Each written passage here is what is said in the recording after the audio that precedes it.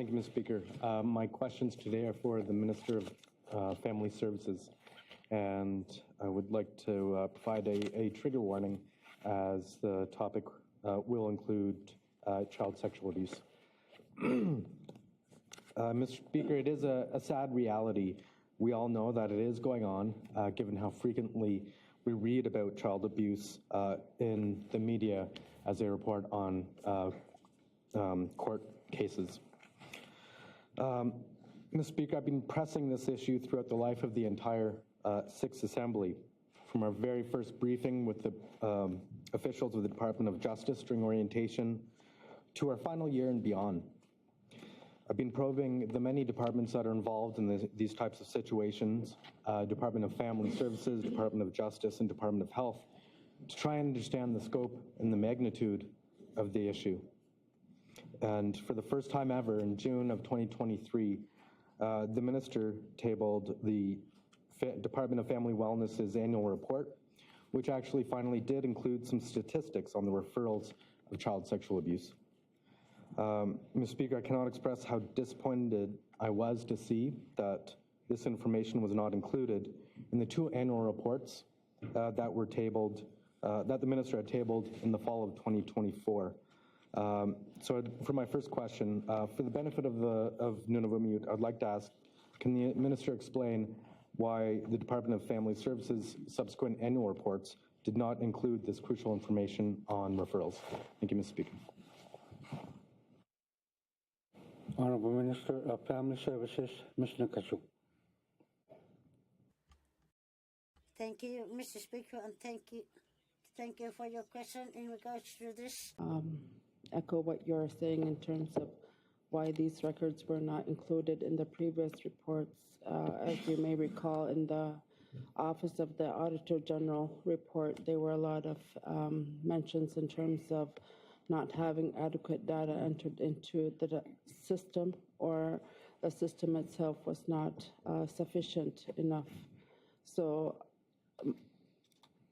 it is very difficult to put together data that might not be accurate, and it's unfortunate that had been the case prior.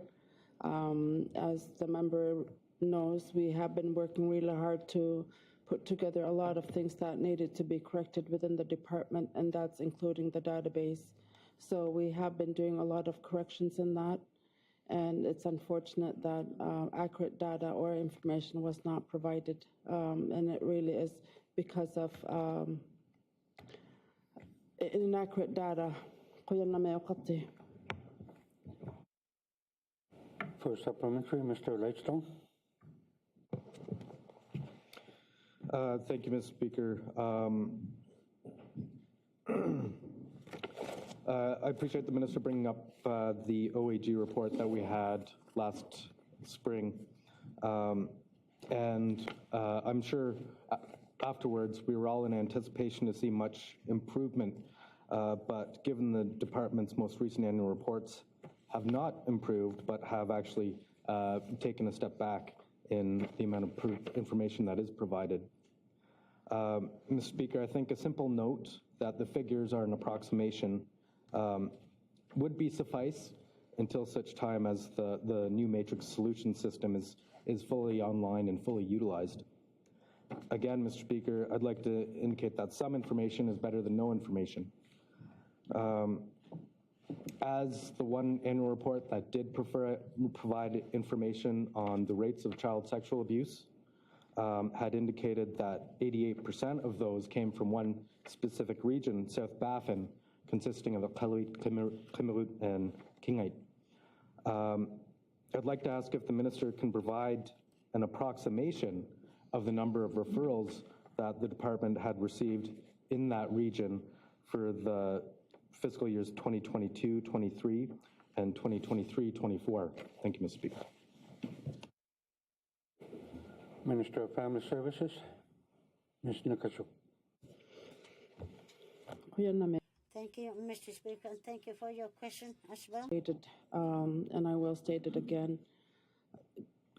Accurate data was not provided, and if I was to provide an accuracy or information that might be providing an approximate numbers that will also be misleading. It could either be not enough or way too much. We don't, unfortunately, I will provide what I can, and I've done that to the House, and I've provided that to the members when it has been requested in the standing committees. I will provide what I can to the House, but in terms of trying to provide records that are not accurate, I will not be able to provide that. Second and final supplementary, Mr. Lightstone. Thank you, Mr. Speaker. This is such a significant issue impacting so many children in Nunavut. And with regards to misleading or inaccurate information, again, approximation is better than no information. But I'll move on. Assuming that the majority of the child sexual abuse referrals in the South Baffin were from Iqaluit, I would like to stress again that children here need a safe space. They do have that space during the weekdays at schools, but again, evenings and weekends, children are at most risk. And I've asked the Department of Family Services and the Minister on several occasions to open or assist in the opening of a youth emergency shelter in the community.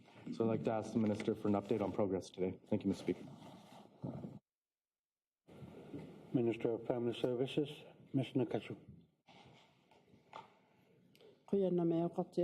Thank you, Mr. Speaker, and thank you for your question.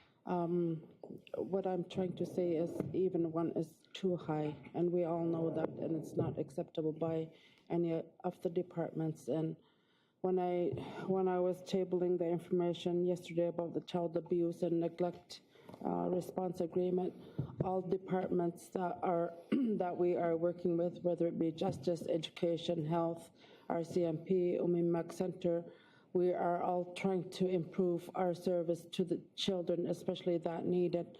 So we are doing bi-monthly meetings with all departments to ensure that everybody has the understanding of what processes, procedures to follow, and we are trying to improve more training within the departments to ensure they are able to recognize child abuse or neglect. So there's a lot of things that the departments are doing, working together, and we are trying to improve where we need, and that includes the shelter, the group home, the old group home that is here in Iqaluit. That is quite active in terms of providing safe places for children to be in, and also we have professionals that do support in that office to ensure that there are proper supports for children in place, whether it be for temporary care or long-term care where we might need to put children in different homes, but it really depends on case by case. But all departments are working together to strengthen the support for children overall. All questions?